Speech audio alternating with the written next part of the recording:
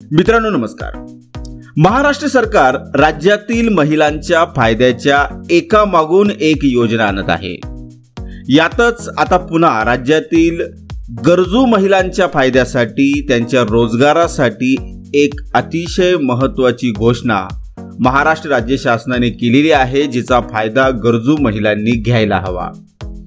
तर पहा मित्रांनो, त्या संदर्भातील महाराष्ट्र राज्य शासनाच्या महिला व बाल विकास विभागाने 8 जुलै 2024 रोजी एक शासन परिपत्रक निर्गमित केलेले आहे. मग मित्रांनो, या शासन निर्णयानुसार राज्यातील महिला व मुलींना रोजगार निर्मितीस चालना देणे, त्यांचे आर्थिक सामाजिक पुनर्वसन करणे, स्वावलंबी आत्मनिर्भर करणे, सशक्तीकरणास चालना देण्यासाठी, तसेच महिला व मुली यांना सुरक्षित प्रवास करणे यासाठी नोकरी तसेच रोजगाराच्या जास्त संधी उपलब्ध असलेल्या मुंबई उपनगर, ठाणे, पुणे, नाशिक, नागपूर, कल्याण, अहमदनगर, नवी मुंबई, पिंपरी, अमरावती, चिंचवड, पनवेल, छत्रपती संभाजीनगर, डोंबिवली, वसई, विरार, कोल्हापूर व सोलापूर या शहरात इच्छुक महिलांना रिक्षा खरेदी करण्यासाठी, अर्थसहाय्य व चालवण्यासाठी, इतर सोयी सुविधा उपलब्ध करून देण्यासाठी राज्यातील गरजू महिलांना रोजगारासाठी पिंक म्हणजेच गुलाबी ई रिक्षा ही योजना राज्यात लागू करण्यास शासन मान्यता मिळाली आहे. मित्रांनो, ही जी योजना आहे, या योजनेअंतर्गत राज्यातील प्रमुख शहरांमध्ये गरजू महिलांना रोजगारासाठी पिंक गुलाबी रिक्षा उपलब्ध करून देण्यासाठी 10,000 लाभार्थ्यांची संख्या ही निश्चित करण्यात आलेली आहे.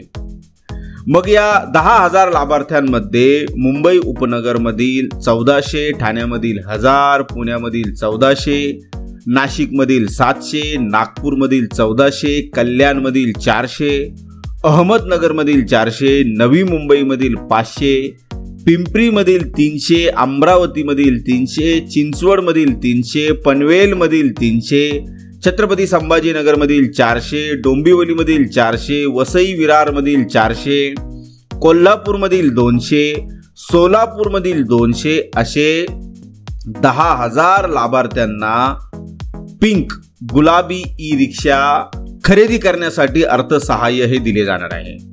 मित्रांनो, या योजनेचे उद्देश जे आहे ते म्हणजे राज्यातील महिला व मुलींना पुरेशा सोयी सुविधा उपलब्ध करून रोजगार निर्मितीस चालना देणे, त्यांचे आर्थिक सामाजिक पुनर्वसन करणे, राज्यातील होतकरू मुली व महिला स्वावलंबी त्याचप्रमाणे आत्मनिर्भर करणे, राज्यातील महिला व मुली यांना सुरक्षित प्रवास करता यावा, राज्यातील महिलांना व मुलींना सशक्तीकरणास चालना मिळणे अशा प्रकारचे उद्देश आहे. मित्रांनो, या योजनेअंतर्गत गरजू महिलांना रिक्षा खरेदी करण्यासाठी, अर्थसहाय्य व चालवण्यासाठी इतर सोयी सुविधा उपलब्ध करून देण्यात येणार आहे. मित्रांनो, ई रिक्षाच्या किमतीमध्ये सर्व करांच्या म्हणजे जीएसटी असेल, रजिस्ट्रेशन असेल, रोड टॅक्स असेल या सर्वांचा समावेश असणार आहे.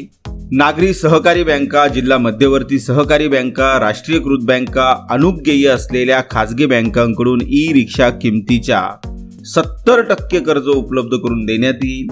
राज्य शासन 20% आर्थिक भार उचलेल. योजनेची लाभार्थी महिला व मुली यांच्यावर 10% आर्थिक भार हा असणार आहे. आणि सर्वात महत्त्वाचं म्हणजे जे कर्ज असणार आहे त्या कर्जाची परतफेड 5 वर्षे म्हणजेच 60 महिन्यामध्ये करायची असणार आहे.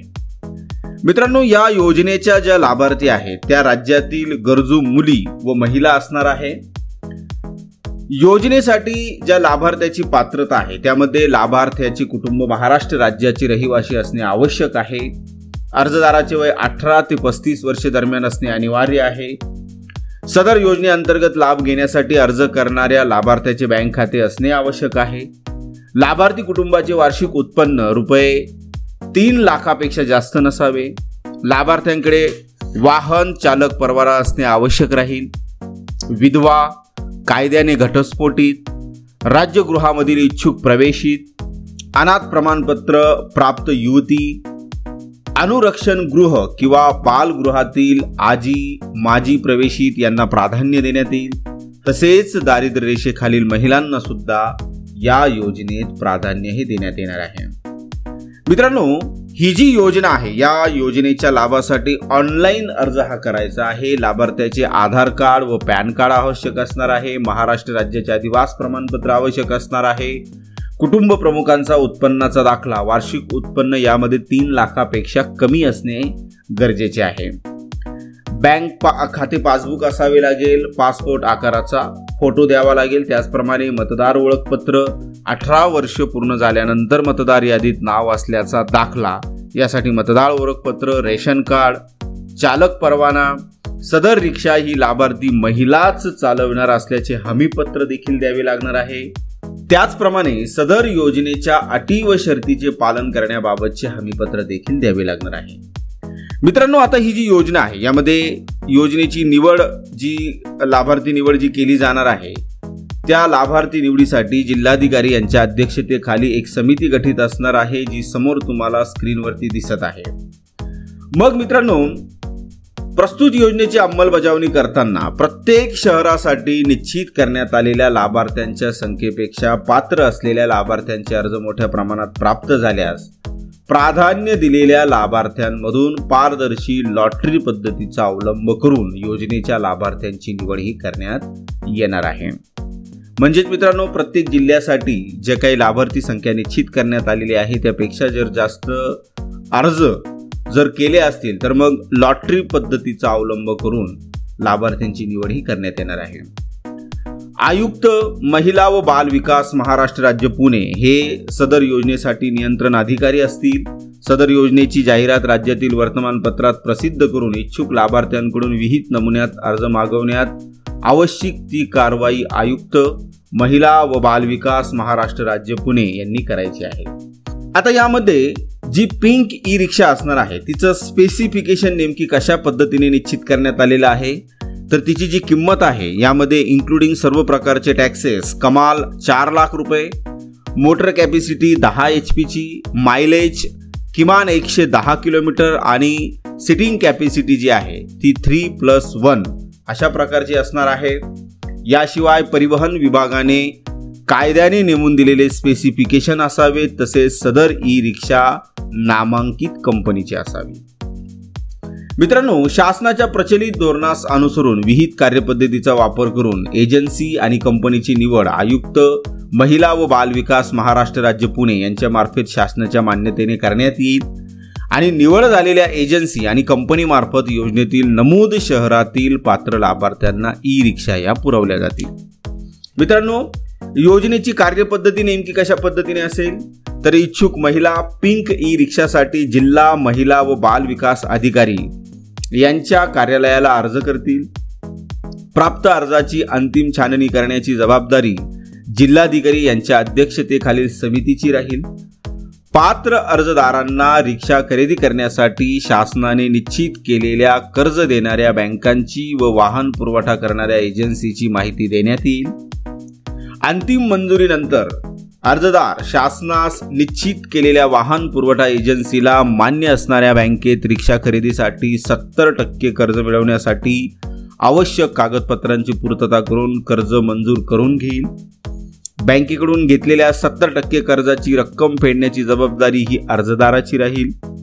बँकेने अर्जदारास रिक्षाच्या किमतीच्या 70% कर्ज मंजूर केल्यानंतर अर्जदार ज्या वाहन एजन्सीकडून रिक्षा खरेदी करणार आहे त्या एजन्सीला 10% रक्कम भरेल. अर्जदारास परमिट मिळाल्यानंतर शासनामार्फत देय असणारी 20% रक्कम संबंधित वाहन एजन्सीला जिल्हा महिला व बाल विकास अधिकारी यांच्या मार्फत देण्यात येईल.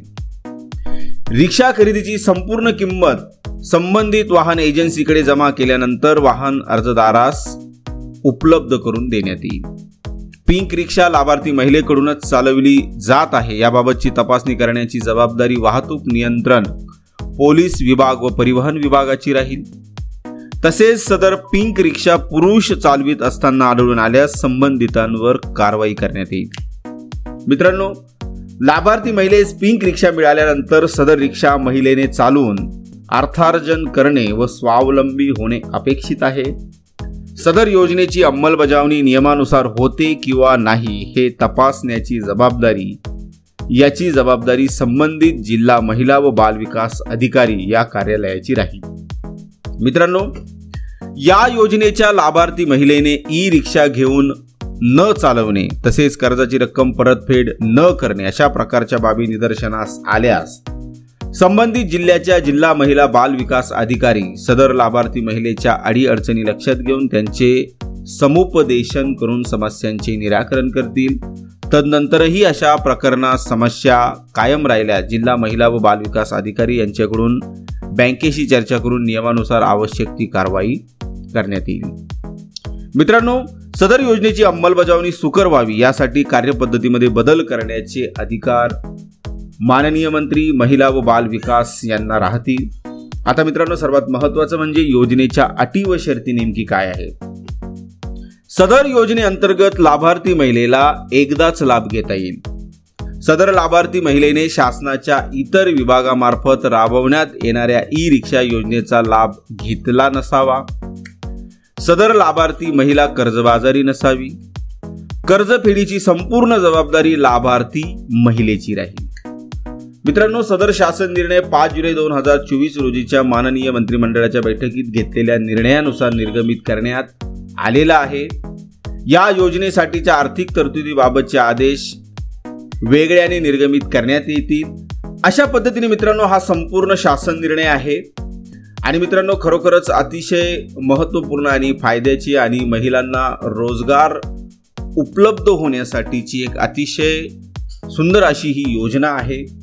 आणि मित्रांनो, मग या योजनेचा ज्या गरजू महिला आहेत, मुली आहेत, त्यांनी याचा लाभ, याचा फायदा हा नक्कीच घेतला पाहिजे.